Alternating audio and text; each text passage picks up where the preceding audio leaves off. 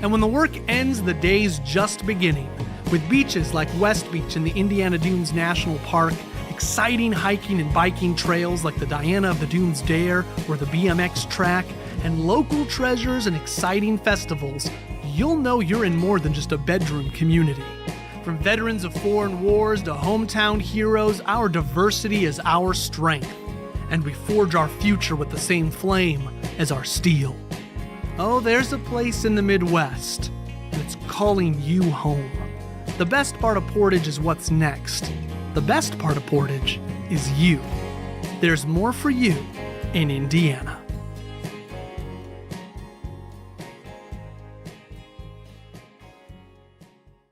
There's a place in the Midwest, 50 miles southeast of Chicago, nestled near the coast of Lake Michigan. It's a place driven by what's coming next, a place where industry is the lifeblood of its community, and its pulse is gritted with sand and steel, fire and smoke. It's a city building its future together, one business, one family, and one home at a time. This is a place for makers, doers, and dreamers. It's where the global marketplace meets hometown values, where Americana isn't just a tradition, it's a way of life. Here, your experience makes the difference. With access to railroads, major waterways, and 8 different highways, this is a place in motion, sending goods, services, and ideas not just across the state, but across the world. And when the work ends, the day's just beginning. With beaches like West Beach in the Indiana Dunes National Park, exciting hiking and biking trails like the Diana of the Dunes Dare or the BMX track, and local treasures and exciting festivals, you'll know you're in more than just a bedroom community. From veterans of foreign wars to hometown heroes, our diversity is our strength. And we forge our future with the same flame as our steel. Oh, there's a place in the Midwest, and it's calling you home. The best part of Portage is what's next. The best part of Portage is you. There's more for you in Indiana.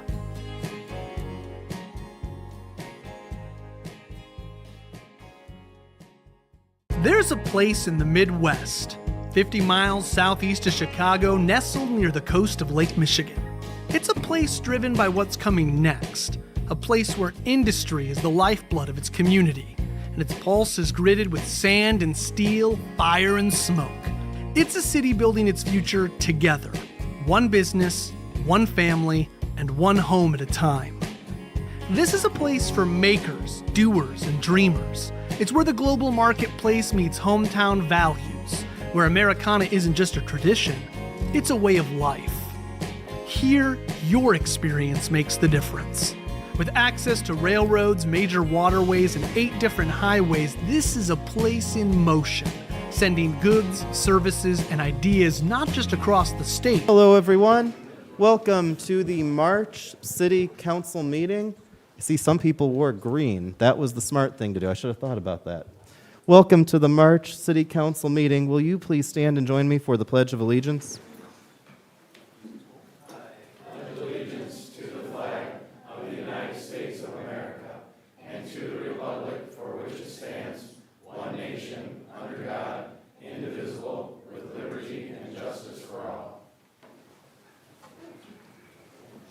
Councilman Parnell, could you lead us in the prayer?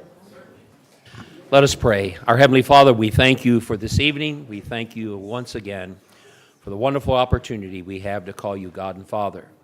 We thank you for the greatest gift, and that is the gift of your Son. So, Father, we ask now for wisdom and guidance as we take care of the city's business. We pray, Father, this evening for the safety of all of our residents, Lord, all of our first responders and their families as well, and this council. Give us wisdom and guidance. We pray in the name of Jesus our Lord. Amen. Amen. Can we do the roll call? Absolutely.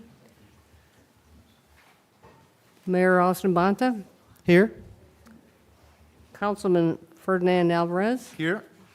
Councilwoman Melissa Weidenbach, Here. Councilwoman Gina Geist-Hurst, Here. Councilman Bob Parnell, Here? Councilwoman Victoria Vasquez, Here. Councilwoman Penny Ambler, Councilman Colin Zilli. Here. Did everyone have a chance to look at the February minutes? Are there any corrections, comments, or is there a motion? Motion to approve. Second. We have a motion and a second. All in favor, please signify by saying aye. Aye. I do not vote. I'm so sorry. I'll just, yeah. We have communications, correspondence, and announcements from the mayor. On Monday this week, we had our first blood drive here at City Hall. We had a goal of 28 pence. We got 35, and that was quite exciting. So thank you to everyone who came. I know a number of people who have said, well, darn it, I didn't know that we had a blood drive going on at City Hall. The good news is we're going to have another one on May 2nd. It'll be here in the council chambers. They did an excellent job, and I think this is an excellent location for a blood drive. So thank you to all who came, and thank you to all who are considering coming to the one on May 2nd. I'll go now into the swearing in of our Lieutenant Jordan Busey and Engineer Aaron Wirtz for fire. Chief Crail, did you want to come up and say some words of maybe introduction or, how we do this?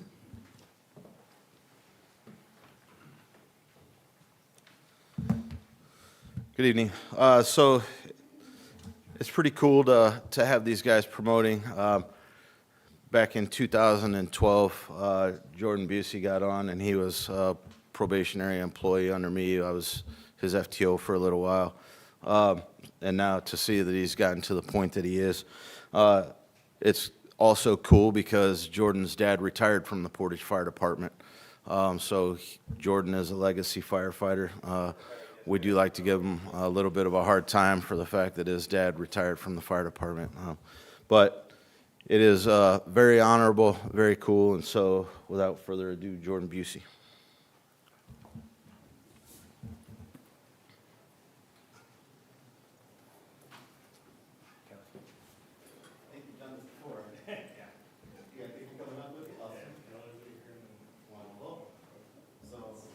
You know about the whole swear versus affirm thing. That's pretty cool. Hey. Hey, how you doing? Good to see you. Sorry. Raise your hand. I state your name. I, Jordan Busey, Do solemnly swear or affirm do solemnly swear that upon the assuming the rank of lieutenant that upon assuming the rank of lieutenant in the City of Portage Fire Department, in the City of Portage Fire Department, I will faithfully I will faithfully and diligently and diligently perform my duties, perform my duties, upholding the highest standards of professionalism, upholding the highest standards of professionalism, courage, courage, and integrity, and integrity, always placing the safety of the public always placing the safety of the public and my fellow firefighters and my fellow firefighters above all else. above all else. I will lead with fairness, I will lead with fairness, decisiveness, decisiveness, and compassion, and compassion, adhering to all departmental policies and procedures, adhering to all departmental policies and procedures, and I will strive to maintain and I will strive to maintain the trust and respect the trust and respect of the community. of the community. So help me God. So help me God. Congratulations. Sorry. No, you're fine.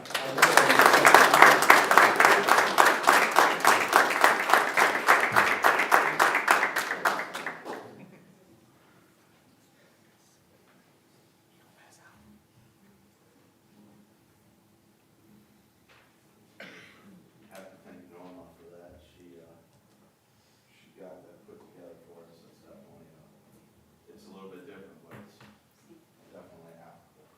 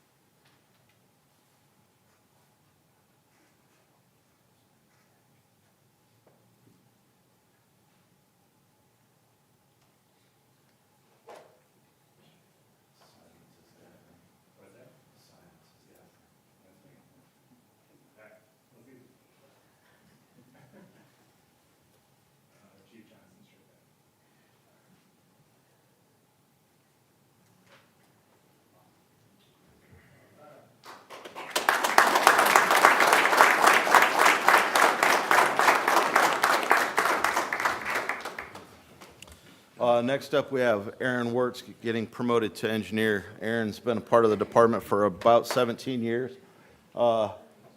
It's pretty cool to see him up. He makes any downtime fun. He's very outgoing and a good guy, and everybody loves having him around the firehouse. And by the end of tonight, everybody that's in here will love him as well. So, Aaron, come on up. He's a little shy tonight, so he's going to try and be quiet. Yeah, come on up, Michelle. Kids.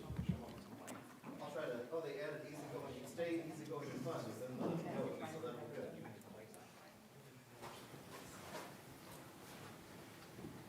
So you raise your right hand, I'm gonna try to do better the second time around. Let's see if we got it. I state your name, I, Aaron Wertz, do solemnly swear or affirm do solemnly swear or affirm that upon assuming the rank of engineer that upon assuming the rank of engineer in the City of Portage Fire Department, in the City of Portage Fire Department, I will faithfully and diligently perform my duties, I will faithfully and diligently perform my duties, upholding the highest standards of professionalism, upholding the highest standards of professionalism, courage, and integrity, courage, and integrity, always placing the safety of the public always placing the safety of the public and my fellow firefighters and my fellow firefighters above all else. above all else. I will lead with fairness, I will lead with fairness, decisiveness, decisiveness, and compassion, and compassion, adhering to all departmental policies and procedures, adhering to all departmental policies and procedures, and will strive to maintain and will strive to maintain the trust and respect of the community. the trust and respect of the community. So help me God. So help me. Congratulations. Thank you, man.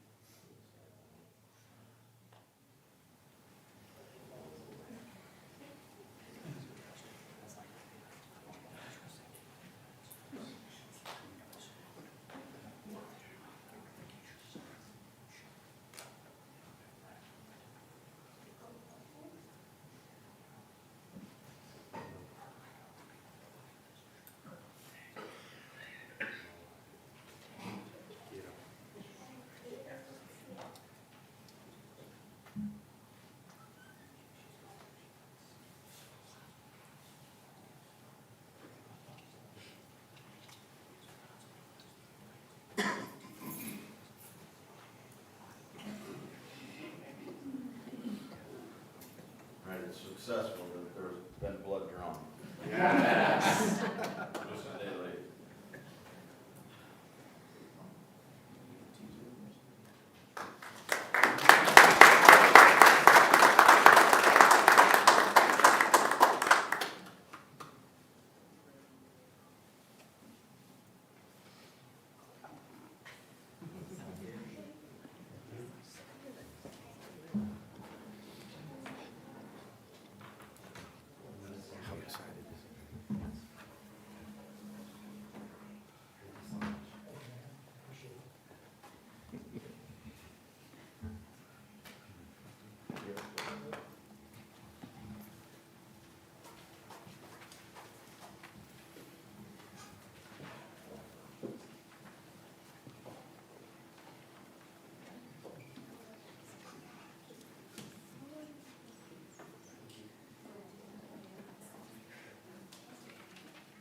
Congratulations. You are all welcome to stay, but if anybody was coming just for the ceremony, you are welcome to head out.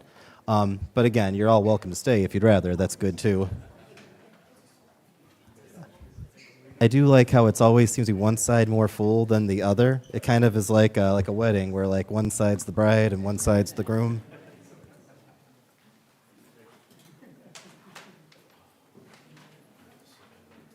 And with that completes my correspondence. We can go to the clerk treasurer's report. Okay, there have been a lot of problems with addressing our credit card vendor issues, it's on Facebook a lot, so I wanted to address that.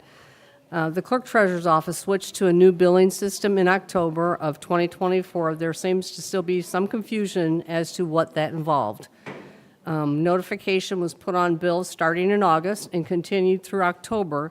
In addition to that, it was on the city website, placed on the doors and the counter at City Hall.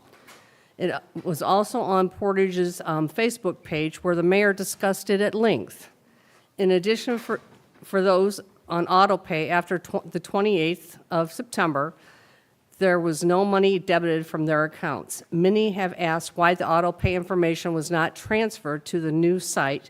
We are unable to do this for two of the main reasons we are not able to do that is because authorization was only given to one payer to debit money from accounts. It was not given to the new payer.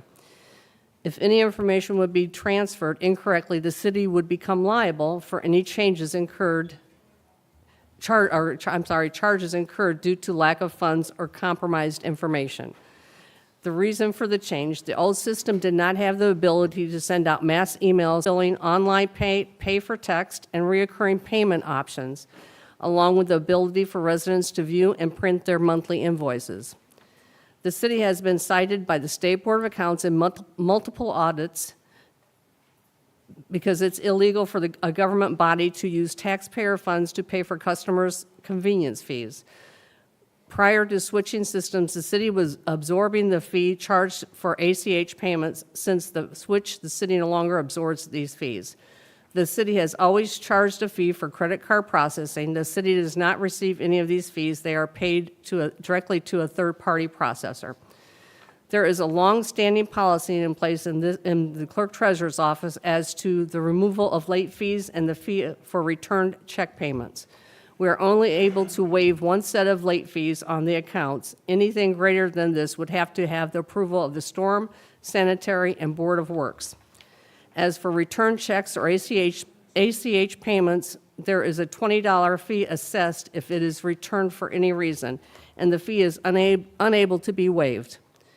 We sent late notices, pre-lien letters out to the residents in March who have a past due balance greater than $150.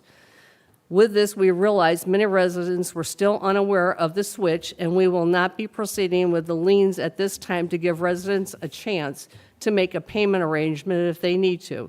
The payment arrangement is as follows. They will need to sign an agreement to make a double payment each month until the bill is current. If you have any questions or need clarification on any of this, please do not hesitate to get in touch with my office, staff, or me. Thank you. Thank you very much, Liz. If I could just, I don't want to add too much, other than if you ever need help with making a clerk treasurer Facebook account, I can't run it, but I could give some ideas about how to, handle that. I've been on the phone a decent amount this last week, coincidentally, with a number of Canadian mayors, in part because of my involvement with the Great Lakes Cities Initiative. And I only bring that up because Canada has, of course, every state's a little different. Canada has a different setup when it comes to municipal finances. The way they do it, at least in the provinces of the mayors I've been talking to, I'm not pitching this idea, don't worry. They actually have it where their province or their state assigns district people to essentially be their equivalent of the clerk treasurer, but for multiple areas in that district. It would be as if we had one clerk treasurer for Portage and Hobart and Lake Station. They kind of bundle them together.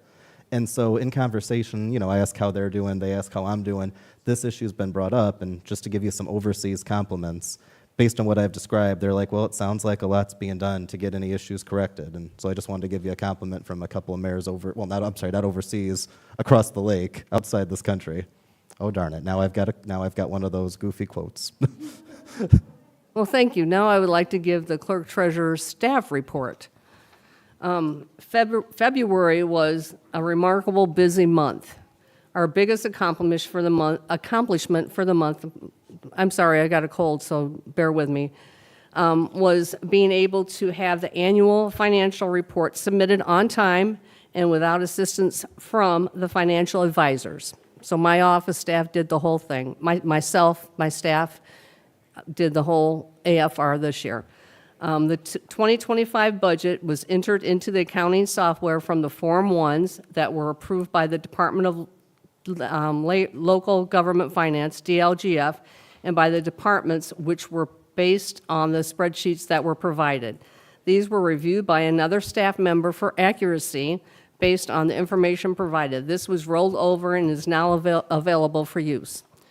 We have implemented in the clerk treasurer's office new internal control procedures to ensure that all claims are being reviewed prior to creation of the dockets.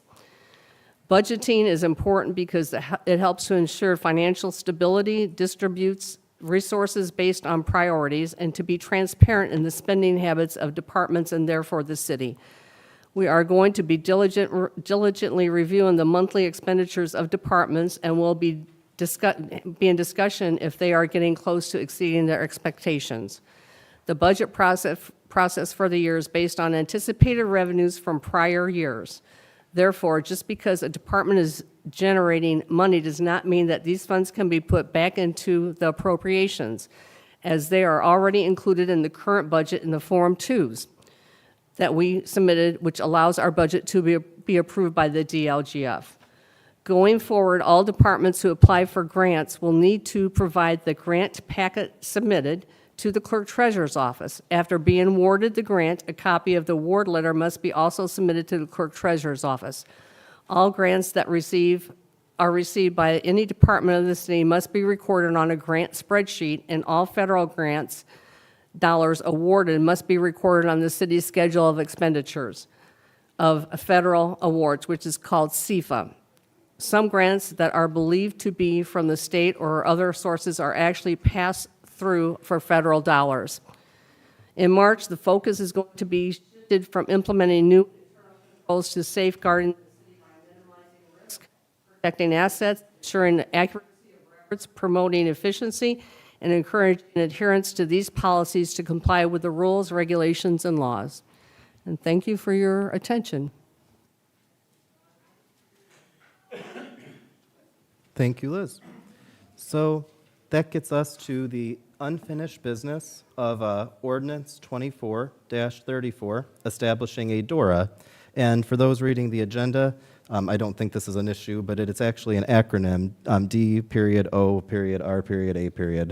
It stands, no worries. I wanted to check with Carrie. I might be wrong, but I believe this has already had a first and second reading, and then it got tabled. I wanted to make sure I'm correct because... It was read on 11/12, and then the second reading was December 3rd, and got tabled. So that is to say, I don't think it needs to be read again, but at the same time, I can go over a bit of what this is, and I felt it would be good to bring back to the agenda with, it doesn't necessarily feel warm all the time, but we are getting closer to event season in our parks. So I also want to clarify some things that were said. I don't know if they were said completely incorrectly, but they might have been based on a previous version of this law that has since actually gotten better, in my opinion. So just to walk through what a DORA is a bit, in Indiana, and not everyone knows this, and I'm a little bit concerned because I got Jake watching me, but in Indiana, it is perfectly legal, just to give an example already, to go to a liquor store and buy a beer can, take it out of the liquor store, pop it open, and then walk wherever you might want to go. Or take alcohol out of your house and go somewhere else. If I were to be drinking a beer at my house and I got a call from Bob, who lives not down the street, but in the general vicinity, and Bob said, Mayor, come over and watch the game with me, I can take that can of alcohol I've got and I can walk all the way down to Bob's house. I don't know if Bob would appreciate me showing up like that, but there's nothing illegal about that.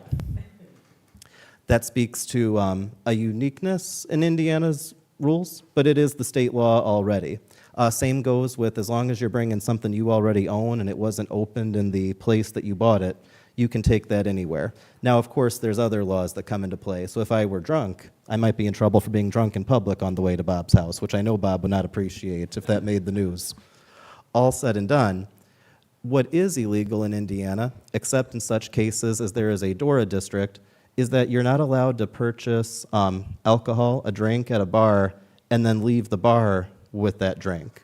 So if I were at the Social Goat and Colin is over at, let's say, the Stone Quarry, I'm just trying to be careful not to over-promote any one bar, and Colin says, Mayor, come over, I want to talk with you. I either got to let my drink go or drink it rather fast to go down and see Colin under the current law without a DORA. What a DORA does is it creates a district where the bars or establishments that can serve alcohol, If you have it in a special plastic Dora cup, which the establishment has to purchase if they want to participate in this, you can have it either ordered or put into that plastic cup, and then you can travel within the Dora, and that allows you, of course, to travel about, but also to, from one place to another. This is not a extremely innovative thing from the city of Portage's perspective. By that, what I mean is it's not a recent passed law that we'd be the first one testing out. You can find Doras in multiple places, including Northwest Indiana, but also throughout Southern Indiana, Middle Indiana. And I know just because somebody might be jumping off a bridge doesn't mean we got to do it. But I think it is safe to say that these other communities, it doesn't appear to be jumping off a bridge. All that is to say is that a Dora in the district proposed is set up as such that it would allow our Portage Mall to be a place where if the restaurants and bars wanted to participate, it would allow freer movement between those establishments. It also would allow us to make, in my opinion, a much better use out of our market on the square and other special events at Founders Square, such as our area, which is currently our beer garden permanent in the park there. Right now, unless we also have a family drinking temporary license with fencing and all that, if you buy something in there, you can't leave, with your drink. This would allow us to set up an area where you could travel around the park. And I say that because Founders Square, as well as a lot of other land in our downtown, is owned by our RDC. This, I just can't stress, just as a bar might choose not to participate in the Dora, the Redevelopment Commission, of which I'm on the board for, or I'm on the Redevelopment Commission, we have a no drinking on RDC land policy for obvious reasons. So really, to get this passed, the next step for the park would be for the park to then set up an agreement, not a terribly complicated one, that works with the RDC to approve what areas, say in Founders Square, that'll be the case in what we call Founders Square Park. But for the rest of the areas that are publicly accessible within the Dora district, I think this is a great way to allow greater commerce between those establishments if they want to participate.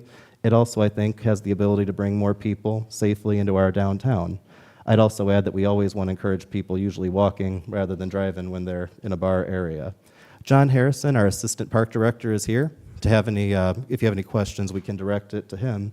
But I'm open, of course, to questions, but my next legal is, I think that this would still need to have a motion to actually be considered and voted on tonight. Is that correct? I do have some concerns, though, about what is still on here and written. Having this currently saying that the door would be available from 11 a.m. to 11 p.m., I just feel that that time frame, when most young families are out in the park, that would be better if it was starting more in line with the market season of 4 o'clock. Versus 11 o'clock. That way, young mothers with toddlers and family can go to the park and not feel intimidated of any sort. So I would like to see that change in that ordinance. The other thing is, it is including Sunday, and I would prefer that we leave Sunday to be off the calendar. Just kind of looking at the way we have laws now, you can't buy liquor on Sunday, so just to kind of follow that same guideline. Okay.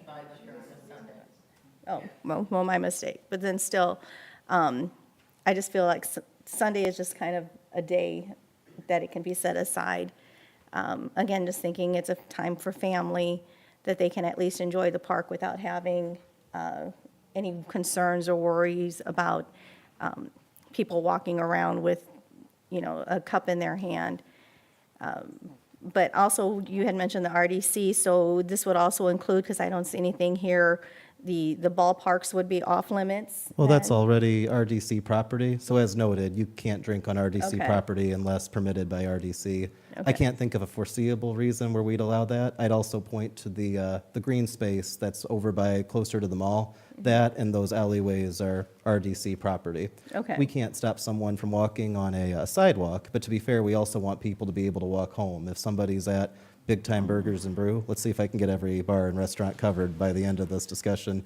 If somebody lives within Founders Square, we want them to be able to walk home and not actually, to be within a reasonable district, But I think that to your points about the 4 o'clock And for the Sunday, I don't want to say that I disagree. What I will say is I can respectfully say that I would be personally and, politically, mayorally okay with that, knowing that it accomplishes, I think, the main goals of the DORA. Our two main priorities really are to enhance our events at Founders Square, which I know the park is prepared to do. And to your point about the, whether it's 3 when like the things start or if it's 4, when it kicks in, 4 o'clock as the start time doesn't seem terribly, problematic to me. With the Sunday, I certainly understand like the reasoning. If that's the will of the council, I wouldn't, push against. I would just strongly recommend making Friday and Saturday both within, because we also have a number of special events in the Right. park. Also, I think that on the mall side, I would say that it's best to not confuse people. I think it's easy to remember Sunday if that's where the council wants to go, but I think it'd be really tough to expect people to remember the Saturday with that being a busy time. Right, well, I didn't say anything about Oh, no, Saturday. I was just explaining kind of my own, like, where I'd push, but I think we're Right, good. no, well, that's not even there to discuss, but, so, at this time, I would, I guess, move, Scott, would that be correct? To move to amend that on section 5, that the DORA shall operate only during the following dates and times of Monday through Thursday from 4 PM to the 11 PM that follows the market on the square. And that covers both those topics. No other changes? Did you Well, say? you're already taking care of the private property with the baseball fields and Right, the that's park, already- so that's already there. Yeah. So, Hypothetically, this isn't the case, but if you had a house that's within the DORA, you can certainly tell people they can't walk through your lawn, So RDC would operate the same way on, say, the baseball fields or things like that. I don't mean to say that's a given, but I want to assure that, that's a given, If I understand your. and- oh, and so, just out of curiosity, where did 17 signs, how was that determined? Is there like so many signs per 6 feet, 10 feet, or how is that? Mr. come up? Harrison, I think you know the answer to that. But I think you need to, you have to have it posted enough that people can see it. So if somebody exceeds the DORA when they're traveling, that you got to be able, I think, to reasonably show that they could have seen a sign that said, don't go past this. I just was questioning it. Oh, it's being all an good. Odd number there. So for me, yes, Scott, that is my suggestions to make that motion to remove Sunday and have it Monday through Thursday with a start time of 4 PM to 11 PM. With a question, I even wanna- without the DORA? That's a motion to approve with your verbal revision, correct? With the verbal revision. So you've made, So I'm making, no, so A motion to approve, I'm making a motion to amend the ordinance. so then we have a motion to amend as stated. Do we have a second? To get to discussion. And I can repeat, this is only a motion to amend the date and hours of operation for discussion, not to exactly approve it at this time. So from Monday to Thursday, from 4 PM to 11 PM. Do we have a second? And may I just, You can make another one. I was going to say, just so that others who may not be aware, that would mean that we would be considering this ordinance as written Sunday through Thursday and 11 AM to 11 PM without amendments. Well, I'll make a motion to adopt the ordinance. Is there a second? As is? I'll second. we have a motion and a second. Do we I got have a lot of discussion? questions and discussion. Sure. So I want to clarify a few things. Did we just say that there is no alcohol permitted on RDC property? Did I hear that correctly? I've operated on the idea that we have a policy that you can't just bring alcohol to RDC property. So for example, the Has- baseball fields and the, Well, Founder Square is owned by the RDC. yes, absolutely. But So- I think that that's been operating as a park. So to put it really simply, it can definitely be something we would state. You would need the approval of the RDC. That's probably just good practice. where is that? I'm just asking, where do we have that written down, adopted of a policy of the RDC? I've literally never heard that until tonight.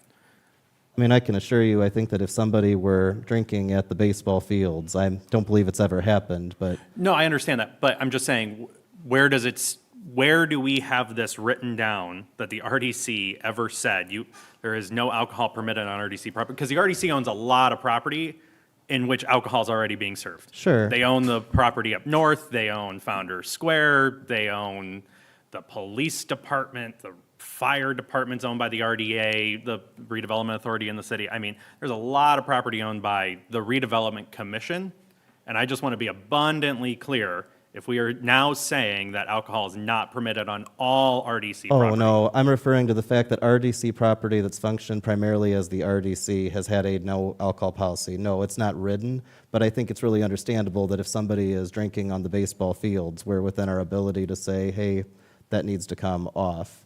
Now, if that's not the case, then we could have something, but I think that simply put, it's a matter of where it's been given to the park to run, that's been what we're operating on.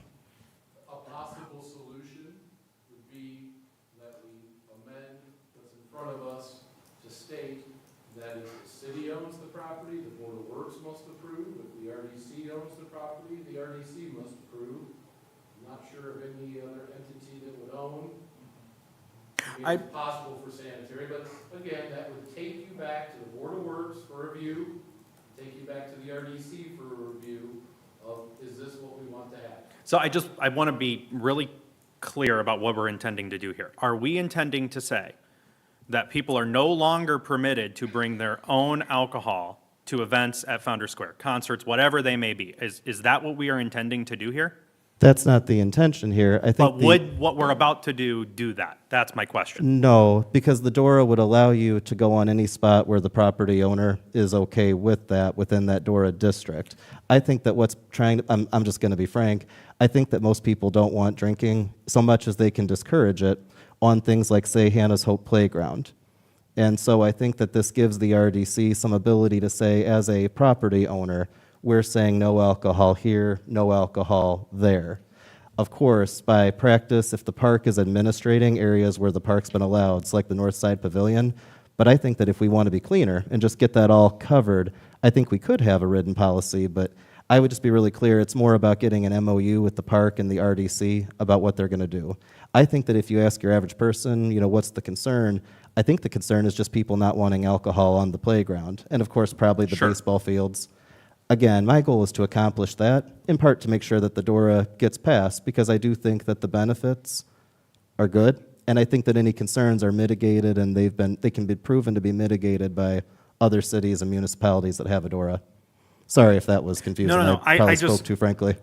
I'm not entirely sure that this is doing that. Like, No, passing this doesn't, but for the RDC to be able to actually meet with the parks and set up some sort of arrangement that clarifies, we need the DORA district first. It's going to be a lot to go through all that. I think it's a lot smoother to have a simple policy of, here's what we're writing down, here's where we'd like it to be, here's where we would not like it to be.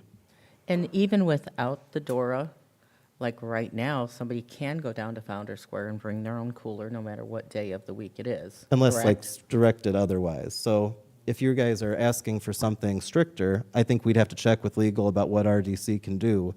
But I would just say that, simply put, there's no concern inherently by passing the DORA that that's going to mean drinking in places you don't want to see. Because as noted, most people would be surprised to know what they can do if they stopped and read the law. And Only applies to the boundary map on Exhibit A. which, It's all Portage Mall. I'm sorry, where is that exhibit? Because I have been searching for it for months and haven't been able to find it in Dropbox. It should have been attached.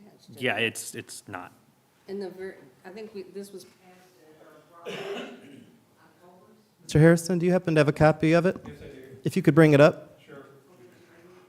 And also, can we clarify, not every bar or restaurant has to participate if they do not Oh, want to, correct? absolutely. I mean, as a private property owner, giving someone the ability to participate in something is not the same thing as making them. Even the cups, so if I own Bonta's Bar, which I don't, I would have to buy the cups and provide them if I wanted to offer that to people. And of course, you turn around and maybe that's part of the cost.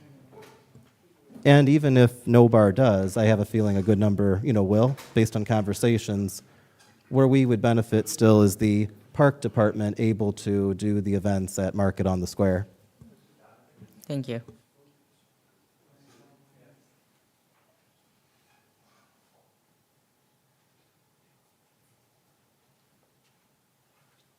Again, I'm very comfortable with the ordinance as presented, but I understand if the council wants to tighten some things, or at the very least, I think that 4 o'clock is relatively reasonable. Like, I wouldn't, go on Facebook after and say the council made a bad decision on that. The Sunday thing, I'm kind of neutral on. But all said and done, I leave that to the council.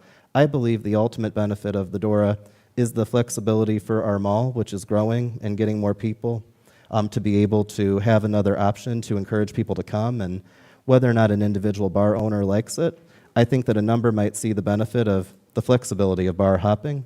And on the park side, or what we call the park, Founders Square, it creates the ability to provide a cheaper, from our perspective, and more flexible way for families to do what we would call family drinking within the tent, by expanding. It's what it's called. It's family drinking. We do it at Nativity Fest too. Not the whole family drinking, Melissa.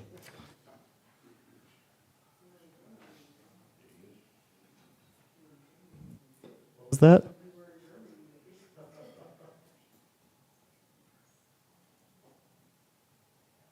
And again, if I seem a little bit too nonchalant, it's really because for me, I think that this is primarily a tool to help enhance our market and our special events at Founders Square. And then it also, I think, has a benefit for the mall, especially as the mall continues to grow. There's a certain amount of rules you guys could put on this where I'd be like, oh, that might be going too far, but I just haven't heard that. Okay. So, I'm happy with the ordinance as is, but I just want to be certain that are we going to start seeing more and more areas in which it is restricted? So when does that start happening? Speaking for myself and Mr. Harrison, and I know Kelly couldn't be here today, but between what we've already discussed with the RDC, our primary interest is really just the playground, the baseball fields, and not to say, I don't think we'd ever approve a special drinking event on the playground. That would be a number of issues. Baseball fields, I don't want to speak to if there ever could be flexibility, but I think that that would be something that the RDC would want approval on. The main thing we want to talk about is the green space. Of course, we know that there is a bar in town that wants to use the green space to have a concert. Certainly something like that, if it meets all the other approvals, I'm sure they want to be able to make use of the DORA there. But those are the 3 areas that we would be aiming for an agreement. And like I say, Founders Square itself, we want to be able to make use of the DORA during those times for our market on the square and then special events on Saturdays. A question regarding, so I believe it was at our December meeting, the example was used that one could bring a cooler of their favorite beverage, sit on the grass at Founders Square and enjoy that cooler, granted they don't cause trouble. There's still nothing that prohibits that, correct? Nothing with the passing of this DORA, no. Okay. And to Colin's point, there's no intention to restrict that really more, except for the areas where RDC, upon checking with legal, and again, I hope it's common sense, we'd rather not see the playground or the baseball fields unless there was some extraordinary circumstance. This would also basically do away with beer gardens, all right, or wherever. So instead of being confined to the beer garden, one could hypothetically walk around the entire park, which they're allowed to do. They just aren't allowed to travel with beer garden beer. That's correct? That's correct. And just to add, in places where a beer garden would be applicable, you would still, if you're having a beer garden, so let's say it wasn't our park, let's say we were having a Councilman Alvarez Palooza, like a big celebration, Don't like give when you're... me any ideas. If you wanted going. to do that on a Saturday, let's say, and you wanted to file the paperwork to be able to serve alcohol, you would still need the temporary alcohol permits to do something like that, but it would still fall under the DORA. So my understanding is people would be able to still move freely within that space of the DORA. And so what's the policy regarding beer gardens? So for example, Nativity Fest, as we both are very familiar with. The beer garden is half the entire yard. It gives people a lot of space to travel. Is it as simple as uprooting the stakes and cutting off more orange plastic fencing, or is it more complicated than that as far as the boundaries? I don't want to accidentally exaggerate, but I had an answer and then you said something that made it work. So simply put, my understanding is yes. So we're not going to put Nativity Church in Adora, at least not right now. I don't think that would necessarily be the best idea. But say Nativity, in this case, was in Adora, my understanding of it would be that if they were, of course, they as a private property owner could still choose to do fencing if they were to want to keep people more, controlled, what have you. You still would have to have an area, though, that's blocked off. So, for example, let's use the actual Founders Square. That space we have where we have the permanent, fencing that is the current permanent beer garden, that would be our space where you'd be able to sell beer. You can't sell beer outside of that space. The Dora allows people to leave that space with Dora cups. So I guess to recheck what I said, there'd have to be fencing somewhere if you were having a beer garden somewhere outside that space. But that would be if you're having a temporary, alcohol permit and you're designating the area where it's being purchased. But you wouldn't need as much fencing because once you purchase it, you'd be able to leave and go somewhere else within the Dora. So my question is, what, if at all, is the impact on any additional police patrol since we're opening the boundaries instead of just the beer garden to a much broader and wider range of space for people to wander around with their open container? So as noted, that is something that's always a possibility, at the very least on sidewalks. And our police do an amazing job, and they do already patrol the area. Our chief, I'm not going to call him up right now, because, he's done an amazing job putting attention to our downtown. But what I will say is that that's already on the side that I think for the first year or 2 years where we're going to see the most use of the Dora is going to be our market on the square.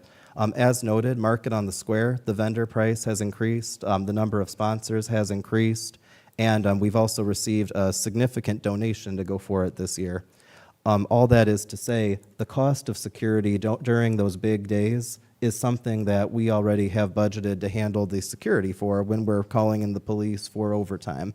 Of course, if we do enough events, that might be another discussion with the chief and the park, but that's pretty typical with budgeting how many events you have and how you pay for them. In the event that you had a private event going on, so just making up an example, let's say a famous rap group from the 90s decided to rent the park space and have an event, they would, I'm just making up an example, I don't know if that's ever happened, but the thing about it is that those events are handled by requirement. We put that they have to have private security. Usually our police department officers off duty acting as private security or a combination of that with other security. So as far as the cost for it for big events, I think that we have that covered with the budgeting and and the policies we already have in place. Now, if you're talking about what would happen on let's say it's a Saturday night and there's not an event going on, and we're just talking about people walking, in between the Social Goat and On the Rocks, or in between Moods, which is reopening soon, and the Stone Quarry. Simply put, people are already walking between those bars on a Saturday night. The difference is, do they have a cup in their hand, or do they not have a cup in our hand? And I think that our police department does a very good job patrolling and making sure that our downtown mall is also being patrolled. I say that because if there's an increase, well, there's also just an increase in activity, and then we monitor that. But I think that for right now, what we're going to primarily see is the use of the Dora for our market on the squares and then special Saturday night events. Unless the chief is like waving me down like, whoa, Mayor, I think that we're expecting the mall to pretty much function the way it always does, maybe just with some people with cups in their hands. You want me to come up? Only if you really feel the need. You could, yeah. But I feel like you called me.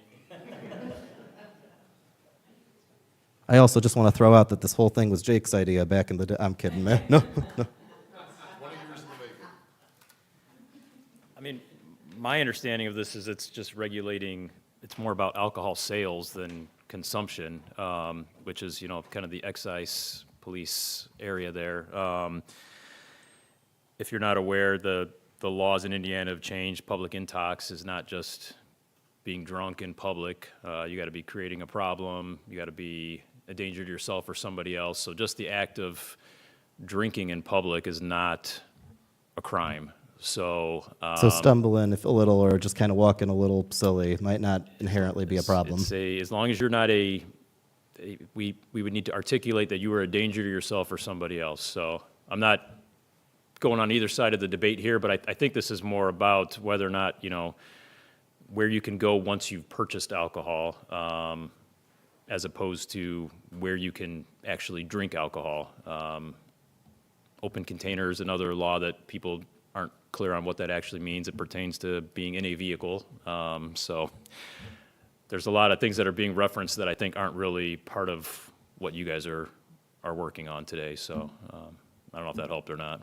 I think, Chief, if it's okay to say, is it fair to say that you guys are prepared to handle this from a patrol side? Like you don't see it's just another Saturday night watching what people do in the mall or downtown? Yeah, I mean, we'll adjust to bigger crowds if that's what happens, but I don't know that it makes consumption anymore. I think it just, if I'm understanding, just allows people to go from one place to another rather than having to finish what they've got at that certain place. So I think that it almost kind of reminds me a little bit of a different bar-related, thing the previous council considered some years ago. I don't think that there's people who are staying home on a Saturday night, not going to the mall because they don't want to go unless they can walk between bars with a cup.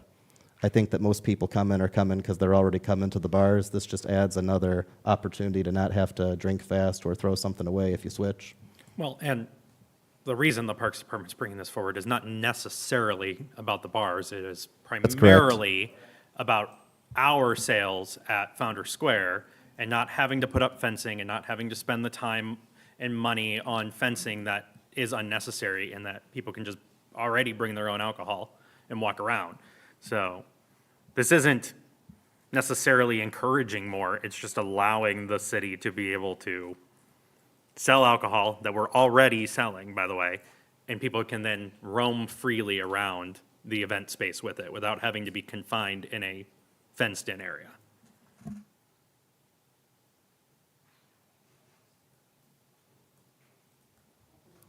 Are there any other questions? Or I think you're good, Chief. Or a call for the question? I don't know. I don't have any questions. I do, however, still, in regards to the door, I have some major concerns, in my opinion. I think the DORA promotes a greater risk of public intoxication around Founder Square, around family and children, especially at the park area and the concert area. So that is the reason I'm not in favor of it at all.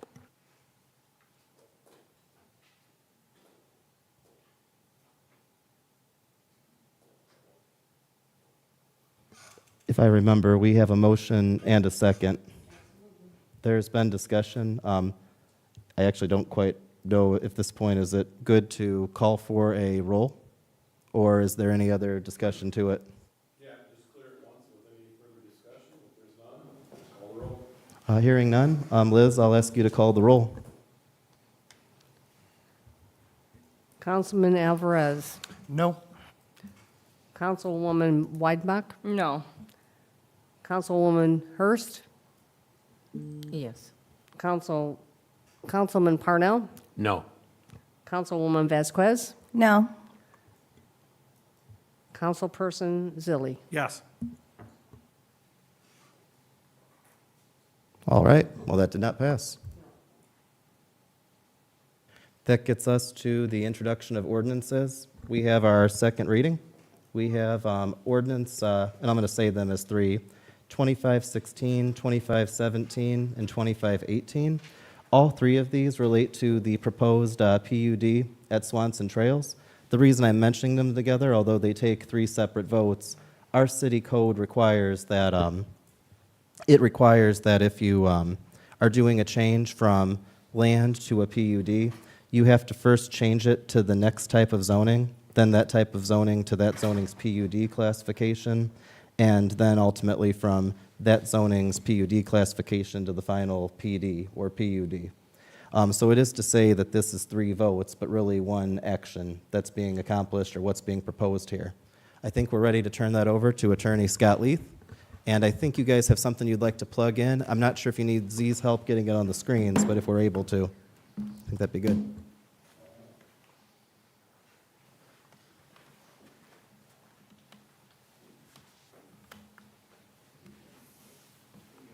Hey, Z.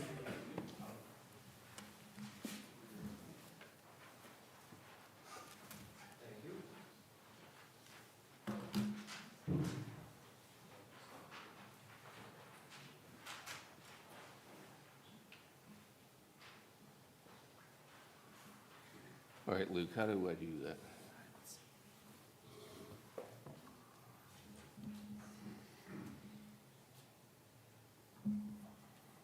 Oop, I think we're going to do it. There we go. See, I could do it all by myself. Good evening. My name is Todd Leith. I'm here on behalf of the petitioner, Lennar Homes of Indiana. Luke Fricke with Lennar joins me, and together we want to, if we can, quickly go through these 3 cases that ultimately winds up with a planned unit development for this property. And this property is 80 acres, northwest corner of 700 North and Swanson Road. It's shown in red on our slide here, and has a large wooded area, as you can see in the aerial, kind of in the center of the parcel. And when we get to the concept plan, you'll see that that wooded area is very much incorporated within the concept plan.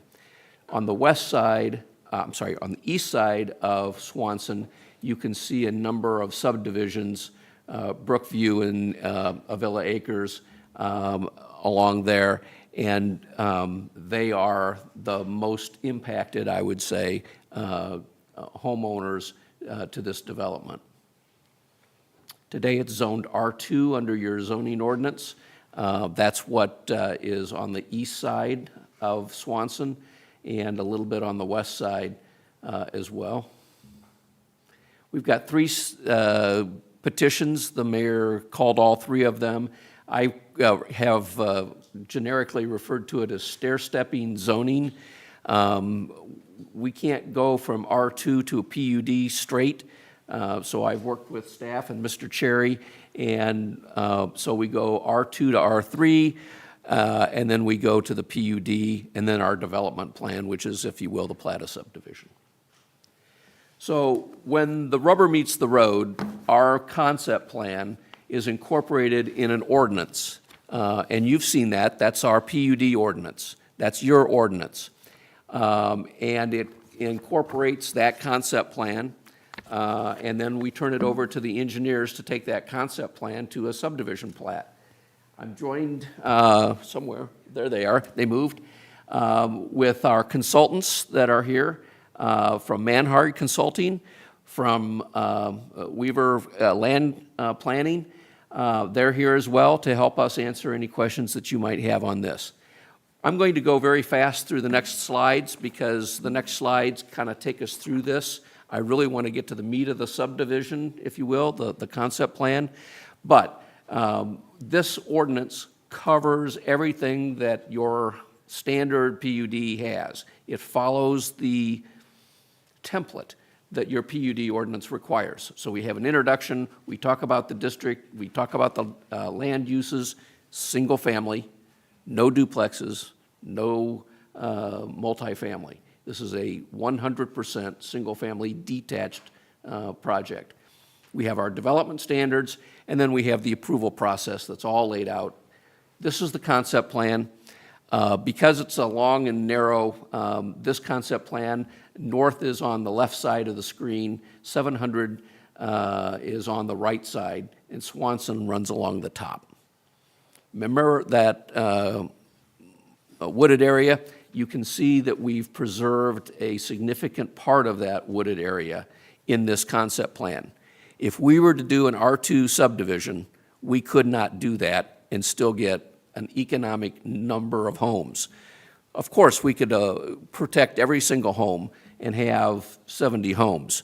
But developers aren't going to build 70 homes or 80 homes on 80 acres. That is not economical for them.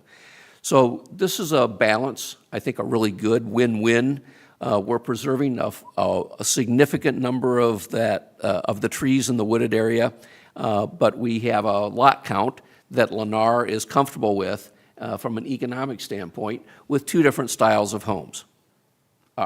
Two different styles of lots. Again, I'm going to kind of go fast through some of these. These are things that are in the ordinance, project description. And now we get to a little bit of the concept plan.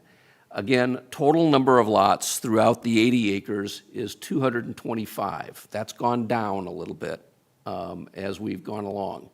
On the north side, that's the left side of that concept plan, we have single-family homes with the larger lots in the development. And then these are 50-foot wide lots. These are the smaller homes. These are the smaller lots, the 50-foot lots. And we have 139 of those.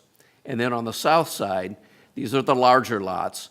And you can see that we've preserved a fair number of homes. 86 lots and 63-foot wide width.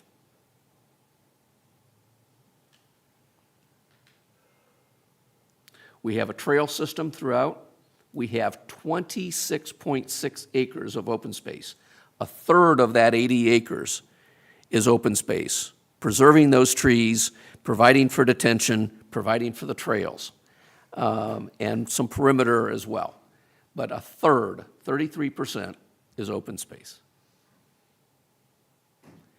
Again, this is stuff out of the ordinance. We have allowable uses, but as you can see, single-family detached is the only residential use in there as far as a type of use. Home occupation is part of your ordinance.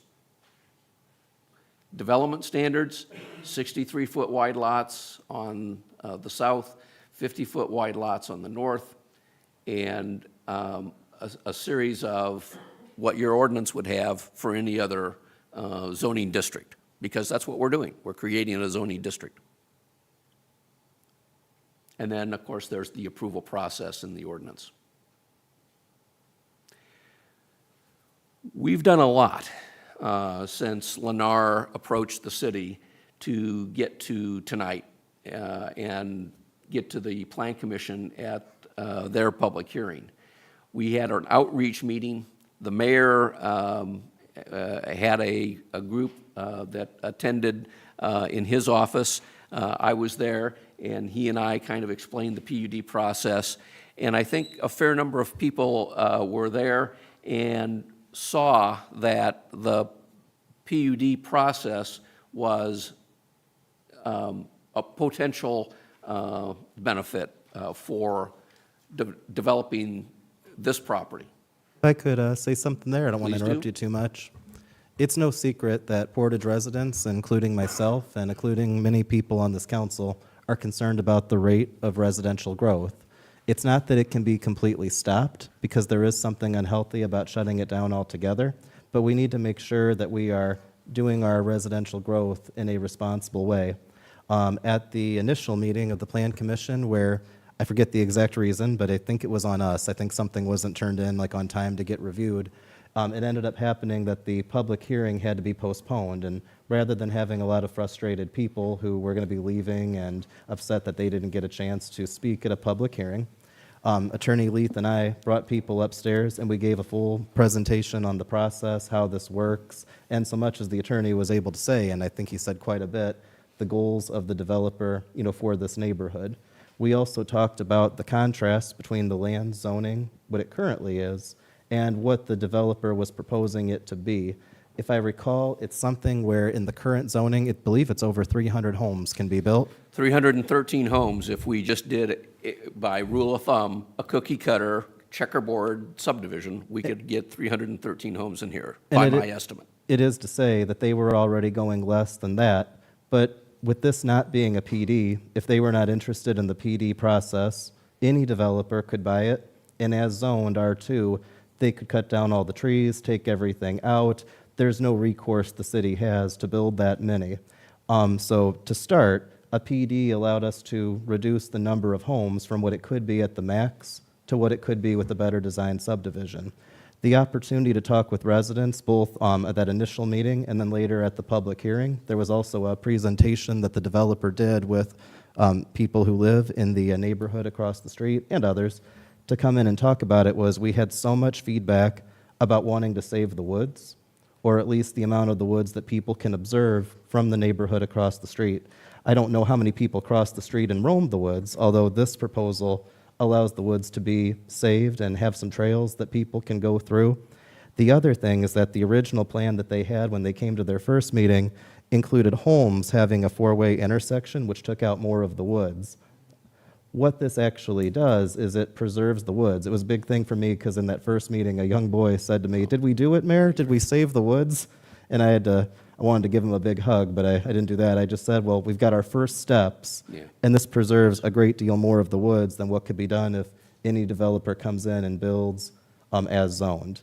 And like I say, I think that the last piece there is it creates a design for the neighborhood that isn't a grid, and so it creates a different flow of traffic. When this got to the Plan Commission for recommendation, Councilwoman Vasquez was here, and you kind of led the effort, too, to make some other observations about the proposal that also streamlined this to get it down to 225 homes, and also gave commentary that I think led to more attractive home design along the actual woods part, which we think is a very valuable area, in the neighborhood.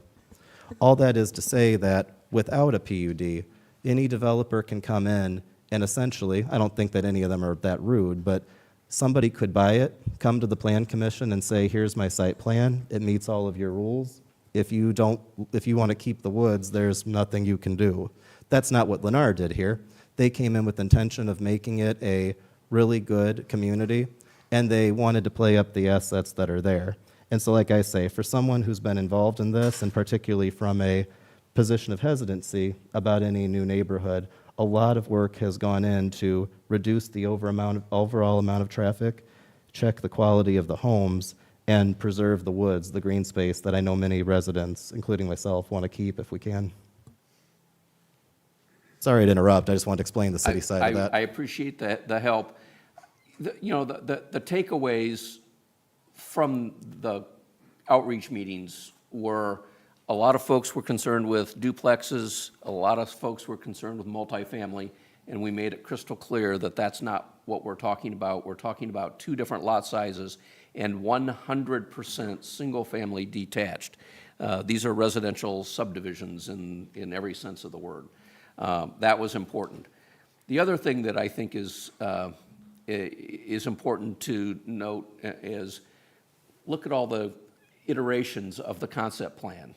Lennar has been working hard with staff and then with the outreach and then the Plan Commission to make changes, to be nimble as they could, to come up with the concept plan that's in your PUD ordinance tonight. This was the plan in December. The mayor alluded to the fact that we had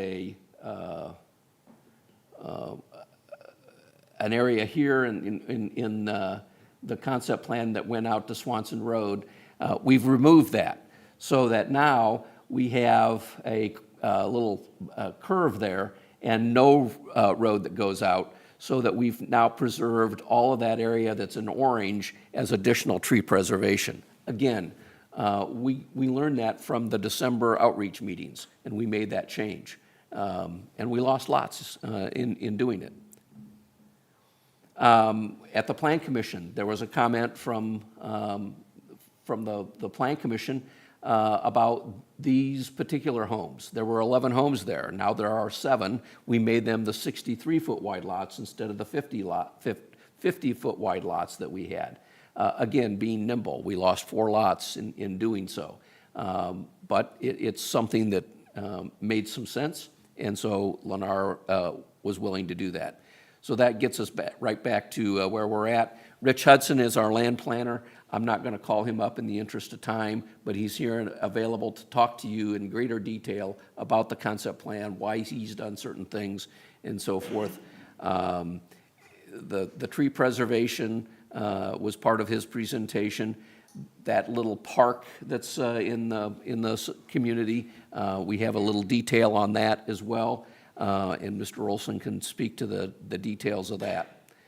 Again, we think this is a community. It's not a grid system subdivision with no amenities. We're trying to create a community because Lennar has determined that people buy not just sticks and bricks that are a home, but they're trying to buy a lifestyle as well, and they want to have and live in a place that they can enjoy the outdoors, they can have trails, and a park nearby.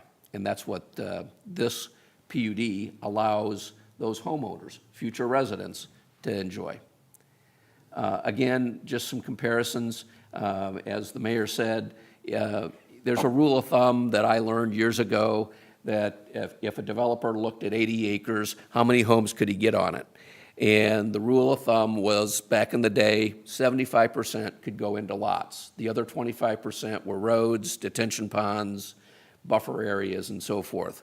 Is that, a hard rule? Absolutely not. Every piece of property is different. It may have different characteristics. But if you use that rule of thumb, we'd wind up with 313 lots. The slide's wrong. We're down to 225 lots. So you can see, if you're trying to, in my opinion, do it right, create a community, preserve those trees. I know that some folks are concerned, as the mayor indicated, about residential development. But if we're told no, if Lennar is told no, I don't want to threaten, but we're not going to be back with another plan. We'll move to a different project, maybe in the city of Portage, maybe elsewhere. But somebody's going to come along and they're going to put in that checkerboard subdivision. And those trees aren't going to be there, and the lot count's going to be closer to 300 than it is 225. That's my personal opinion. I'd also add that the odds of that such a developer coming in wanting to do a PD, it's not zero, but if they're not interested, there is no council vote on it or ability to get it to these PD standards. And again, that's not meant to be a threat or scary. It is the reality that if somebody builds to code and builds to the zoning, the city has to go with the law, that it meets our standards. And I think that's fair to say, Attorney McClure. I tried to compare the density, if you will, the number of homes per acre in Swanson Trails, your proposed PUD tonight, and the homes on the east side. And as you can see, Swanson Trails is less dense, 2.79 lots per acre, than my calculations for Avila Acres and Brookview. Now, I'm going to, with a caveat, say I was looking at plats of subdivision and doing the math. I can't promise you that my math is 100%, but I'm pretty sure it's close. And you can see that it's very consistent, and we fall actually underneath those two communities. Again, 26 acres of open space, and the neighboring amenities are 1.6. Swanson Trails has the tree preservation, walking paths, and so forth. What we're trying to avoid is that checkerboard view that is going to result in the loss of the trees that we're trying to preserve. And if somebody develops it under the zoning ordinance, they're not going to be able to get an economic return without taking out the trees. And just to note, because there might be people watching, this is not a statement against the neighborhood to the east side of Swanson. Nope, it was built to the standards and what was liked at the time. I just think that times have changed, and as expressed, many residents from that neighborhood expressed their desire to, if a neighborhood across the street will eventually happen by zoning, they'd like to have the most input on a certain kind of neighborhood, and I think this is what came from it. Yeah, exactly. And I didn't mean to suggest that that was... Nor did you. was- I just wanted to clarify. There's always someone who will. Yeah, thank you. I appreciate that. So Lennar is always asked from time to time, well, who is this subdivision for? Who is this community for? And the answer is, we used to find that certain products, I'll use that word, I like to use homes, certain homes are built targeted for the senior folks, empty nesters, we call them. Well, empty nesters, we've learned, Lennar has learned, is on both sides of the spectrum. Young families that don't have kids are also empty nesters, and the same home is desirable for them as it is for the seniors. This is not an age-restricted community. All comers are welcome. So we're anticipating to have a real diversity of homeowner types. Luke is here. We are happy to answer any questions. Again, I've got the engineer here, I've got the land planner, and we're happy to answer any questions that you have. So thank you for your time and attention. I assume there will be an HOA. Oh, yeah. And if there is an HOA, they'll be responsible for maintaining the park? So, yes. But there is some discussion about the fact that it may very well be a cooperative maintenance. But the HOA is always going to be the fallback if the city doesn't take it. So in the next step of getting this set up, there is some intention to have discussion about if any part of the park would like to become technically a public, city park, so that residents who live across the street from the neighborhood can come use it, what have you.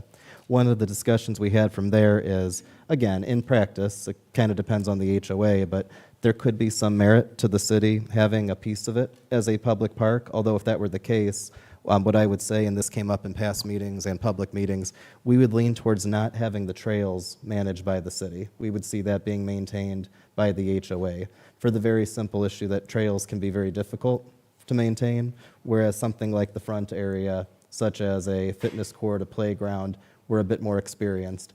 That'll be a discussion, later down the road, and that is something that'll be considered by our park department as well as the plan commission, should it get to that point. I personally like the idea of having an accessible park, there, but again, that needs some more discussion and not directly related to this one.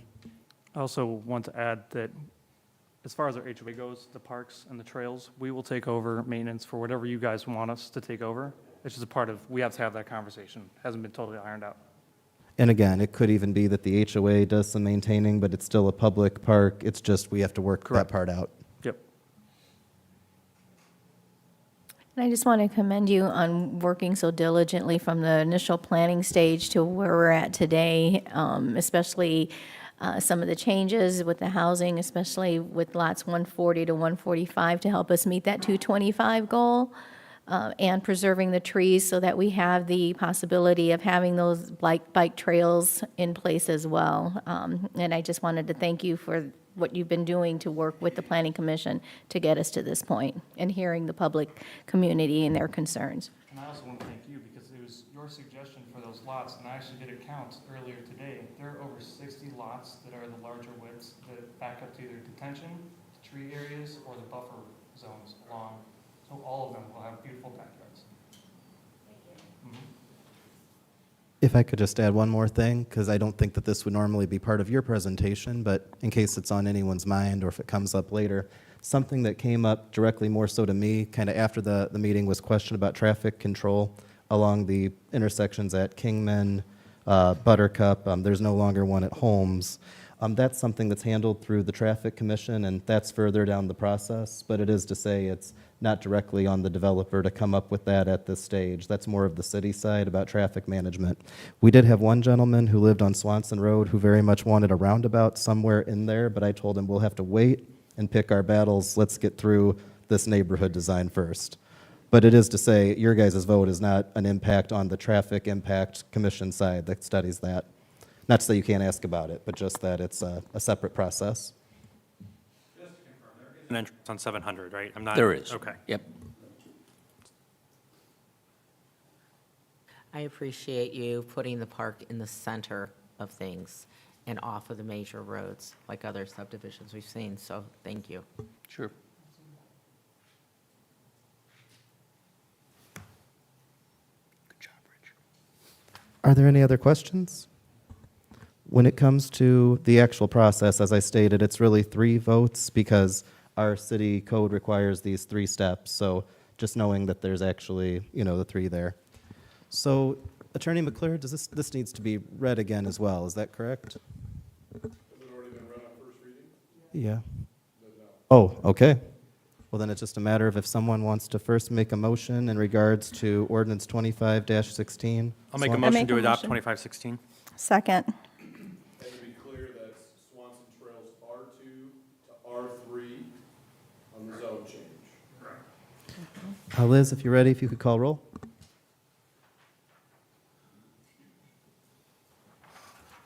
Councilman Alvarez, No? Councilperson Weidbach, No. Councilperson Hurst, Yes. Councilperson Parnell, Yes. Councilwoman Vasquez, Yes. Councilperson Zilli. Yes. I believe that passed, oh darn it, my math today is 4-2. Thank you. All right. I'll make a And- motion to adopt ordinance 2517, Swanson Trails R3 to PD R3. Second. We have a motion and a second. Liz, if you could call roll. Councilperson Alvarez, No? Councilperson Weidbach, No. Councilperson Hurst, Yes. Councilperson Parnell, Yes. Councilperson Vasquez, Yes. Councilperson Zilli. Yes. Believed it passed by the same numbers.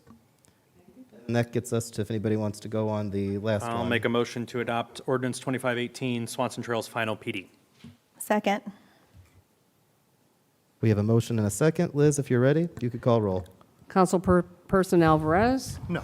Councilperson Weinbach, No. Councilperson Hurst, Yes. Councilperson Parnell, Yes. Councilperson Vasquez, Yes. Councilperson Zilli. Yes. And then that passed.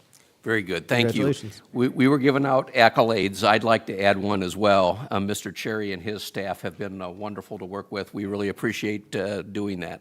So all of the work was shared, and a good chunk of that with Mr. Cherry. Thank you. And we would not be here with all of his feedback, his staff's feedback, community feedback. Thank you. We don't make it easy, but we Thank do you. make it enjoyable, I like to say. Thank you so much.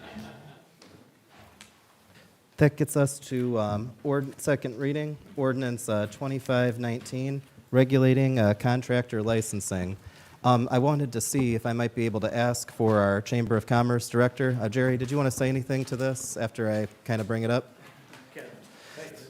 This is an ordinance that came as a recommendation from the Public Policy Committee for our Chamber of Commerce. Since Jerry's taken over, the Chamber's taken a very active role in looking to improve the ability to do business in the city of Portage, which I will just state it's a very appropriate thing for a Chamber of Commerce to do. What this does is it reforms three of the key areas identified by the Chamber of Commerce Public Policy Committee, and also various other people who've commented on the city before, on three major matters relating to our ordinances and our code when it comes to doing business in the city.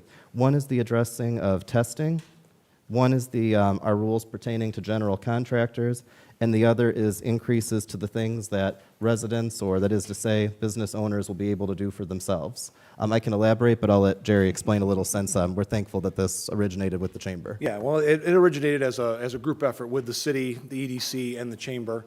You received a letter back in 2024 from the previous Executive Director, Nancy Simpson, and the board that presented this information to you.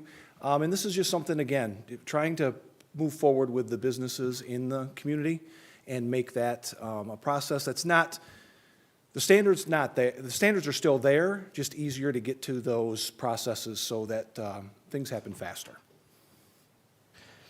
Simply put, the strength of any city code is the inspectors. We have three, in my opinion, of the best inspectors in Northwest Indiana. And I think that our code is strong, it can be enforced, but what we are doing with this is it's to address some of the roadblocks that have gotten in the way of various companies looking to come to the city of Portage, especially when it comes to our local and small businesses trying to start up here. I think that the Chamber identified, just not to talk about the past, but a number of businesses and local ones that over the years have struggled to make it work in the city of Portage, in particular because of these obstacles there. And I was wondering if Mr. Cherry might be able to come and elaborate too. Oh, yeah. Thank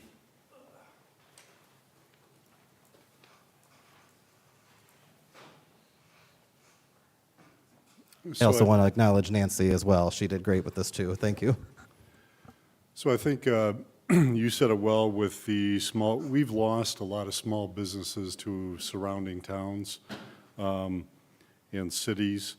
We are actually making it a level playing field for all of Porter County, and there's only a handful of cities in Lake County that still do testing. I could come up with a lot of examples of some of the issues that we've had in the past year as far as small businesses and potentially losing them because of some of these obstacles. I don't want to bore you with a lot of stories, but I just wanted to see if you had any questions specifically on the changes, and I'll answer whatever I can answer. So Tom, currently, let's just say somebody has a business and they want to put in their own flooring, or they want to put in, or they want to change the paint color in their walls, or maybe put up a divider wall for a non-bearing wall. Currently, the way it's written, they would have to get somebody licensed general contractor. They couldn't do it by themselves. Correct. And this would Or even eliminate that red trim, tape. baseboard trim, or, it's, and in our stance, it's not a health and safety issue, it's a aesthetic issue, and that's on the business owner. So if they want to paint a wall, I think they should. And we've lost businesses because some small startup businesses can't afford to hire a contractor, a licensed contractor, to paint walls and do trim, and when they can do that themselves, so. And this would help eliminate that. Yes, it would. Thank you. Yep. Any other questions? Would anybody like to make a motion? Make a motion to adopt ordinance 2519. Second. We have a motion and a second. Liz, if you could call roll. Councilperson Alvarez? Yes. Councilperson Weinbach? Yes. Councilperson Hurst? Yes. Councilperson Parnell? Yes. Councilperson Vasquez? Yes. Councilperson Zilli? Yes. And I believe that passed. All right. We've got two issues so far where Colin and Victoria agree. I think that means we're doing pretty good. We'll see. Oh, man. Well, that gets us to what I think is going to be the most controversial one of the night, residential driveway composition, Ordinance 2520, amending Section 96.23 of our code. Just to be very light, it happened, and I don't want to beat up on things, but there was a developer in our city. Tom, I don't remember exactly the month. Was it 2024? I think it was kind of towards the end of the year. To put it simply, they believed, and I believe they used the term themselves, they thought they found a loophole in our code that would allow them to build new homes in a new subdivision with asphalt driveways, even though they had the concrete sidewalks. We initially thought that, well, of course we saw that as a problem, but we initially thought that they might have actually found the loophole. It does turn out that within our city code, there is a separate part of it that says that if you have a if you have a sidewalk, which every new neighborhood has to have, any driveway has to be made out of the same material as the sidewalk. So it is to say, as long as we're aware of that, we are able to enforce it. So even with that particular developer who thought they found a loophole, not beating up or judging, that's part of what you do, you look for loopholes, some people, but we have the ability to enforce that on new subdivisions. This proposal in that regard creates more clarity by removing asphalt from the list of materials that you can make a driveway out of. It avoids confusion, sincere, or otherwise. It also still allows any resident who wishes to have an asphalt driveway to pursue one. They would go through the Board of Zoning Appeals. And maybe I'm a little biased, but I trust that that's a fair, process. It also does not penalize anyone who has a current asphalt driveway, be it with a sidewalk or otherwise in our existing neighborhoods. If you drive through our west side, you find all sorts of things from before the code was written. Nobody's impacted by that. And to give an even stronger opinion than mine, here's Tom Cherry again. Well, I wanted to be clear, we separated that portion in that chapter, we did residential and commercial separate. They were all grouped into one. So a commercial development can still do asphalt. We can't ask a Meyer to do their whole parking lot in cement. So it's a matter of separating the residential from the commercial and making it very clear that we're asking for concrete, so. Are there any questions or a motion? Make a motion to approve ordinance 2519. Second. I'm sorry, 2520, I'm sorry. Second. We have a motion and a second. If you guys want to just do an all in favor, I'm comfortable with that. All in favor, please signify by saying aye. Aye. Wait. Melissa? The dynamic? All right. All in favor, once again, please signify by saying aye. Aye. Okay, thank you. That gets us to ordinance 2521, establishing a board-up vendor list. For those who are familiar with our police towing list, which is also set up by city ordinance, this is a very similar, almost to the word, except for some changes like, changing police to fire, and things like towing to, board up. It's very much a similar policy with board-up vendors for the fire department. I think it's a good idea. It's something that's been proposed by our chief. The only thing that I think might need to be addressed, unless it's corrected already, because this was proposed at the last meeting, it has an initial date that I think we've passed. My recommendation might be to have this take effect or have to take effect by March 25th, which is a upcoming Board of Works meeting, to give our chief some time to propose it. I might be wrong if I'm misreading it. It just says it shall be in full force and effect after its passage and adoption. I don't see anywhere where it has a.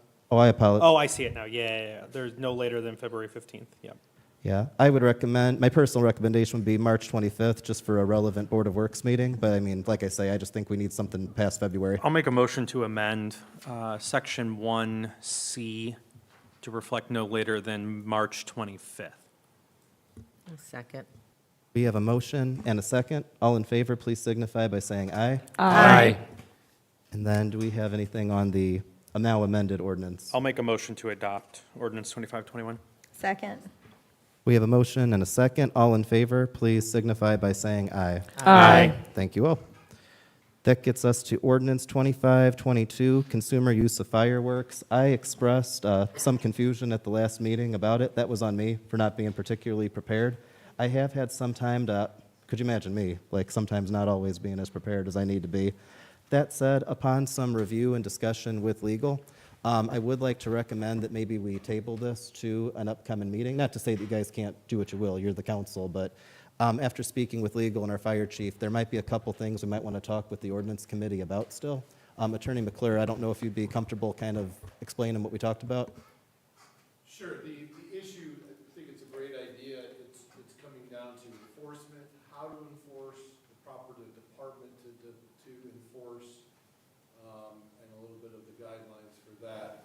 I think then a little bit of work on that, and this could be a lot more effective and have a tool for the city to be able to use. So that would be the reasons I would suggest to go back to ordinance committee. It's on the enforcement end and what department ends up doing it and in what format. And just to state, I think this is an incredible idea, and I believe we have some time before the first week that people can light fireworks. My hope is just that we might be able to take one more check at it and then ideally pass it. Well, again, I strongly support the whole premise, passing it by the April meeting. I'll make a motion to table ordinance 2522. Second. We have a motion and we have a second. All in favor, please signify by saying aye. Aye. Thank you all. Reports from city officials. Chief, I know you guys have had an incredibly busy day. Do you want to come up, or would you rather? I mean, I just want to commend our police for something incredible they got done today.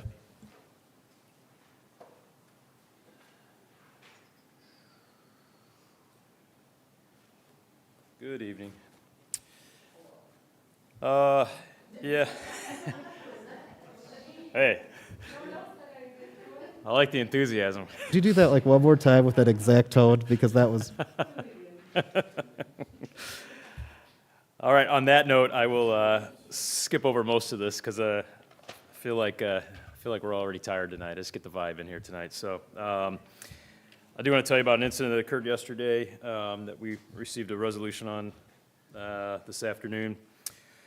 So last night, March 3rd, at approximately 4:23 p.m., our officers were dispatched to the 300 block of Jacobs in reference to a shooting that had just occurred.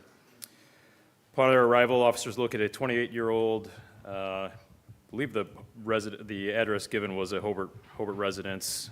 So a Hobart resident who had sustained 2 gunshot wounds to his thigh and 1 to his wrist. So our officers, as soon as they got on scene, they began treating the male victim by doing, through their treatment, they placed tourniquets on his upper arm and his leg, which in addition to the transport and the work done by the Portage Fire Department who arrived on scene, I believe probably saved his life. A lot of blood loss, very potential, a lot of potential for it to have turned out a lot worse. So I want to commend our officers, Officer Hawthorne, Officer Rhodes, and Officer Tyler Bowling, who got on scene and got tourniquets going and slowed down that blood loss for the fire department to get there and do what they do. So our detective bureau, our patrol division, worked through the night. I was still getting text messages pretty late into the night as they were trying to work different things on this call. Had a pretty good idea on a suspect pretty early into it, but this individual travels around. I'm not even sure what address he ended up providing to us because there were tons of different addresses when we started looking in our in-house computer and from his different encounters with us. So long story short, I'm kind of condensing all this for you guys, but this morning we had received information that one of the places that we should be looking was possibly down in Lowell. So our bureau contacted some officers with the Lowell Police Department, and they ended up finding our suspect vehicle. Detective Bureau, Captain Biggs, he's hiding back here, and some of our officers went out, tried to make contact with the individual. Once they got out there, determined that he was in the house, evacuated the house, had some cooperation from the people who were living there, and actually was a duplex, so we had to evacuate the other side of the house. We tried to negotiate with them, no response, and I have to say this was, I know it was raining here, but it was, when we got out there, it was like a tsunami. I mean, it just poured to the point where it was a swamp that we were pretty much standing in for, 2 hours or so. Became clear that he was not going to speak to us, was not going to give up, so we mobilized our SWAT team. We coordinated with the chief out at Lowell. They were very comfortable with us bringing out our own team to go out there to try to bring this to an end.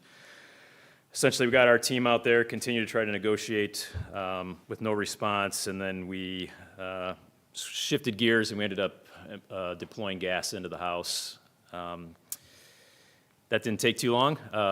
He ended up coming out. We got him into custody. So this individual has been arrested over 20 times, at least. Had, I think, 3 or 4 active current warrants, and we've charged him with aggravated battery, a level 3 felony for the incident that occurred last night. So I hate having to come up here and tell you that we've had these incidences, but I love coming up here and telling you that we caught him, again, within, a very short time. So again, Patrol Division, Detective Bureau, with assistance from the Lowell Police Department, and we got him in jail. So it's been a long day. I'm kind of rambling. I apologize.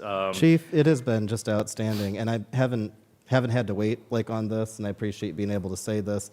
All of your guys did incredible to be out there in the rain and the mud to get it in not even 24 hours, but to get through the night and find the guy in Lowell.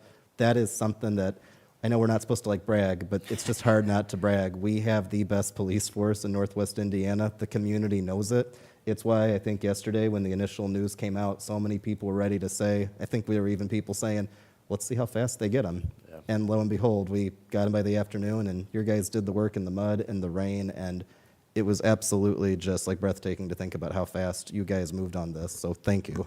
I appreciate it, and again, it's it's the work of everybody out there that's doing it. People ask, why do these things happen? Well, I mean, we've got a guy who's been arrested 20 times who's walking free. I mean, I'm not here to sling sling mud at anyone, but, that's a problem. Multiple warrants, I mean, these are the kind of individuals, unfortunately, that we're dealing with. And we could go even more into, why crime has changed, and I've got some theories, and some of it is some of the changes in laws that we've experienced recently over the last couple of years that I think are contributing to some of this. But, unfortunately, it's been occurring, but we keep arresting them, and hopefully somebody will keep them locked up, so. Thanks. So, other than that, relatively normal month last month. We had about 91 calls for service. Got a handful of officers in the academy, handful of officers in the field training.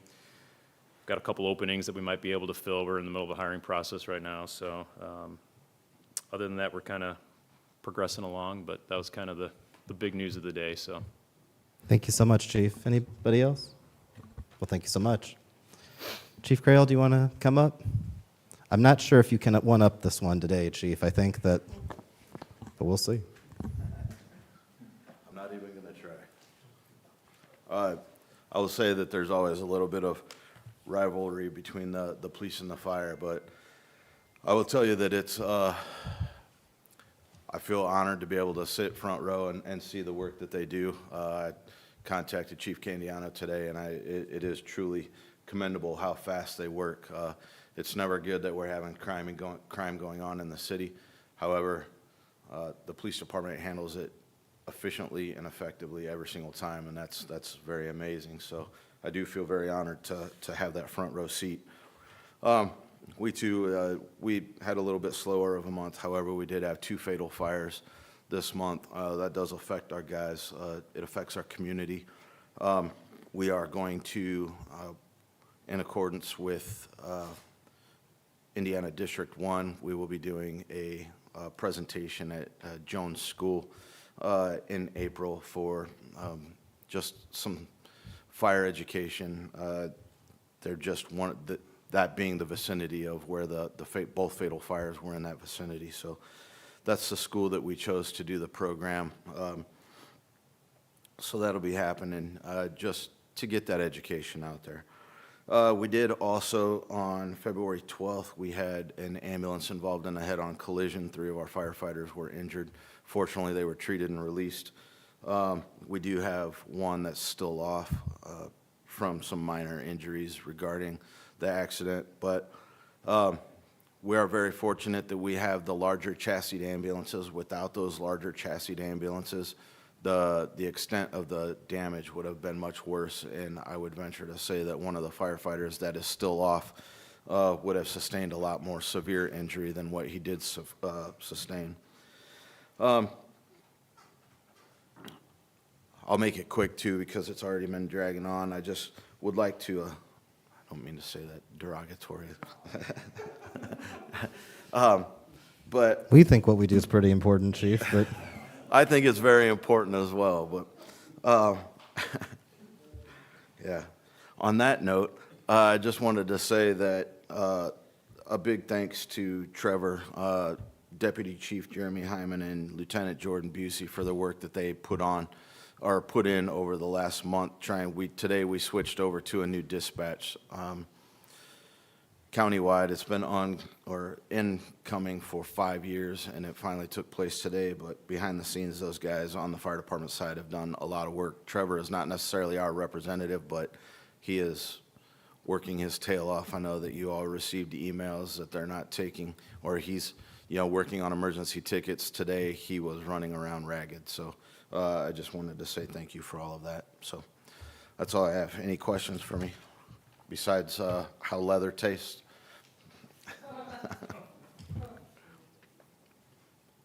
All right, thank you. thank you. Thank you. Tracy, I see you there with the paper. Did you have anything that you wanted? No reason to pull you. I just wanted to make sure I didn't forget something. On that note, petitions, remonstrances, or public input, if anybody'd like to come up and speak, try to limit, of course, to about maybe 2 minutes, but I don't keep like an exact timer. Hey? I'll be very brief. I don't think I need this. It's Anyway, good for the my name is people watching Freya, online. and I'm Yeah. from United Way. We having a first-time home buyer here fair coming up this Saturday at Neo School. So it's going to be from 10 a.m. to 1 p.m. We got lots of vendors. We're giving away things to people. So all you have to do is go online and click on the QR code and register. And we're just trying to get more people to become homeowners. So I'll leave this here. Somebody, if you want to see it on a bulletin board or whatever, if you want to get that QR code, you can. So that's this Saturday, March 8th, 10 a.m. to 1 p.m. at Neo School over on Route 6. Now I got a couple of personal things I'm kind of concerned about. About last month, there was somebody across the highway, jumped across the highway and ran through the yards, and it looked like the whole police force was out there chasing them. This is right over there off of Dombey Road. I hope you all caught them. And then here lately, we have been seeing military helicopters over there on Dombey Road again, like 4 at a time. I mean, it's so loud that they are rattling the streets and the windows, and this has happened twice in the past 2 or 3 weeks. So do you all have any idea what might be going on? So with the situation with the guy running across the road, I'm sure if you talk to the chief, he can maybe explain that and get some details there. I saw the helicopters too, and I live more by like Mulberry, Montier. So I don't know if there was a particular thing that made the news, but they're not city helicopters. I'm sure we all know that. I know military I when had I know even it's wondered it. with the wind or something. It shows you how little I know about engineering like that. But I wasn't sure if they had to fly lower because of the weather that day. But I was literally also aware of the helicopters flying Yeah. over. To my knowledge, none of us are in trouble though. But, Okay, because we'll we try to don't find have out. any military installations around here, so I found that kind of odd for them to be flying so low. Okay. Well, I go by Gary Airport. I don't see them. I'm just saying. Would you like to come up, sir?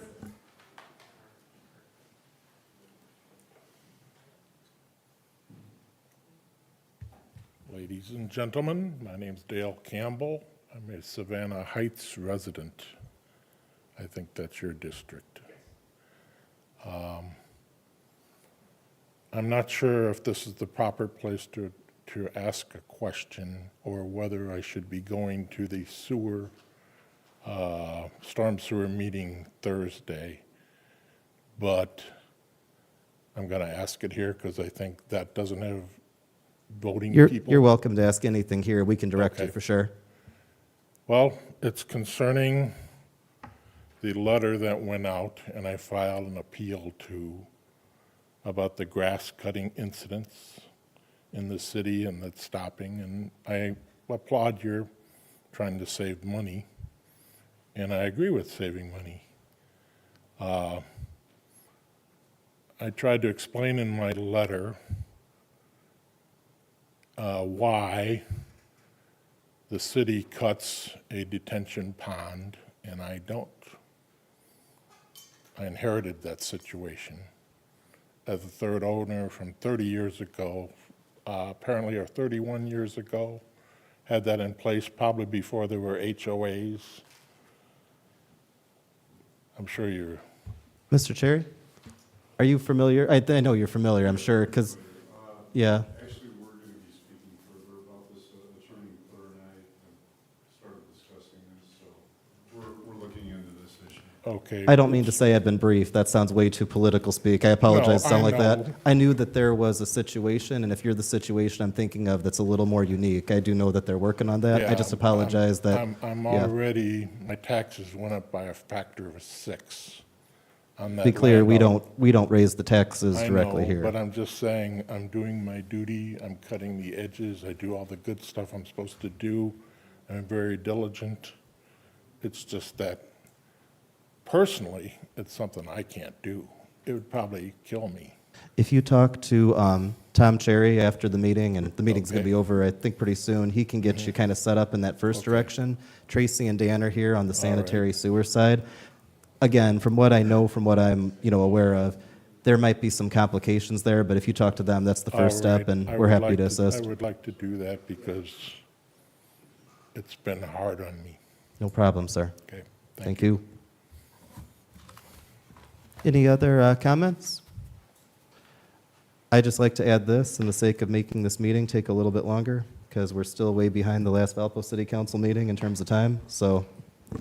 And kind of on that note, I try very hard to not get into partisan stuff in my role, because quite frankly, there's really no Republican or Democratic way to fix a pothole or make sure that people get their trash picked up on time, or to make sure easement or lack thereof issues get addressed. However, I was recently at a political function. I think we all were at one of two political functions maybe last Saturday. Maybe not all. I think Liz and I were each at opposite ones. Reorganization days.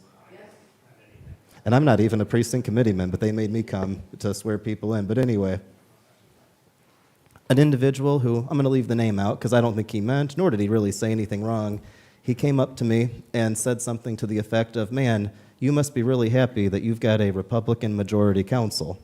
And I told him, you know, not to get on a soapbox or preach too much, regardless of what parties people are registered to, I'm very blessed as a mayor that this is a council that I think also shares that view, that most of what we do, if any, is nonpartisan. I think that meetings like this show that. I didn't exactly keep a full tab, but we had different votes on different things, some unanimous, some split, and I don't think the party entered into it. I was relatively recently at Chattanooga, Tennessee, where the mayor of Chattanooga, he might have been quoting someone else, but I credit it to him. He said, in this country, we have three political parties. There's Republicans, there's Democrats, and then there's mayors. Now, that was quite a statement from one mayor to another in a group that included some others. But what I will say is this: thank you guys for the really putting all that on the side, and I think it's really reflected in this meeting. We're doing some pretty big, important stuff here. And whether we agree on everything or whether we disagree, well, if we disagree on everything, nothing gets done. But all said and done, the individualism that you guys bring to this is something to be commended. And I don't know if I'm going to say that every meeting just because I feel like I'm just bragging each one. But for a meeting like this to last, if I'm careful, still under 2 hours, for handling as many issues as we did here today, I just want to thank you all very much. And I'm good. If there's a motion to adjourn or any other business, I'll leave up to you guys. Motion to adjourn. Second. All in favor, please signify by saying aye. Aye. Thank you all.